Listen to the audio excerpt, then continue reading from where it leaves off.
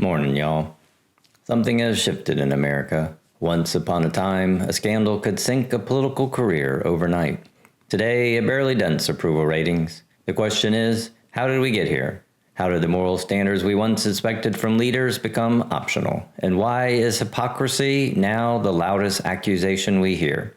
Stick with me because we're going to spend some time walking through the long arc of moral decline, how hypocrisy divides us, and how social media has built a machine that profits from outrage.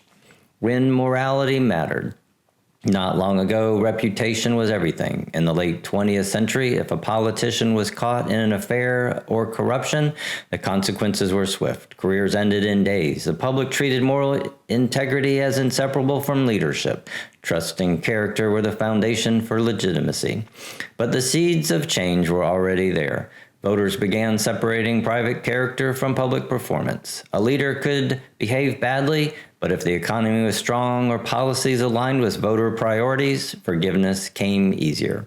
Slowly, morality became negotiable, lowering the bar. By the 1990s, the pattern was clear. Partisan loyalty grew stronger than moral judgment. A politician from your own party might be forgiven for actions you've condemned in an opponent. Voters started expecting less, and politicians delivered less. What mattered most wasn't virtue, it was whether your side won. Today, that logic is everywhere. People say they're all corrupt, but at least mine fights for me. That cynicism lowers the bar for everyone. Leaders no longer need a model integrity. They only need to signal tribal loyalty. The result is a political culture where lying, denial, and deflection are tolerated, if not outright rewarded. Why hypocrisy hurts the most. If morality is negotiable, do we still explode over hypocrisy? Because hypocrisy strikes deeper than lying. A lie misleads you. A hypocrite claims virtue while violating it. It feels like betrayal. People expect politicians to stretch the truth, but pretending to embody values while breaking them triggers fury. That's why hypocrisy dominates headlines. Every time a leader is caught contradicting themselves, outrage spreads. Hypocrisy is the last shared moral violation across party lines. But here's the twist. We mostly notice it on the other side. We excuse it at home and magnify it in opponents. That double standard hardens divisions. Us versus them. Once hypocrisy became the focus, politics turns into tribal warfare. If my leader lies, it's strategy. If yours lies, it's corruption. If my side is inconsistent, it's complicated. If your side is inconsistent, it's hypocrisy. That lens transforms politics into us against them. The game is no longer about policies, it's about catching the other side, being fake before they catch you. The result is moral trench warfare. Each side digs in deeper, seeing the other not just as wrong, but as fundamentally dishonest. Compromise becomes betrayal. Dialogue collapses into dueling accusations. The outrage machine.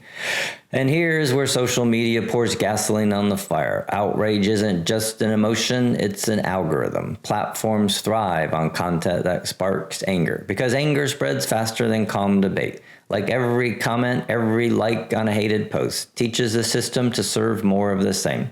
But here's the hidden truth. It doesn't take millions of voices to fuel the fire. A small minority produces much of the outrage content. A handful of users drive the majority of political conversations, and an even tinier group spreads misinformation at scale. Your feed isn't a reflection of the whole country. It's an echo chamber built from the loudest, angriest slices. And once outrage pays off through clicks, shares, or donations, it becomes self-sustaining. Influencers, media outlets, and politicians feed the cycle because outrage keeps the lights on. This is what's been called the outrage industrial complex. Identity polarity. What makes this dangerous is the way outrage ties morality to identity. When someone attacks your politician, it feels like you're attacking you. Politics becomes personal. Loyalty to the tribe overshadows loyalty to the truth.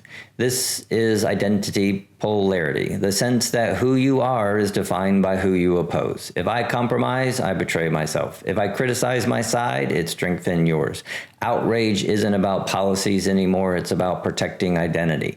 And when politics fuses with identity, every issue feels existential, every fight like survival. Where does this leave us? Well, we live in a culture that tolerates moral failure, that uses hypocrisy as a political weapon, and that feeds an outrage economy powered by a few but amplified by all. We've built a system where morality is optional but outrage is mandatory. And here's the question we face. Do we keep sliding further into outrage politics, or do we find a way to rebuild a shared moral baseline? Can we return to expecting integrity from leaders, or has the age of outrage replaced the age of character?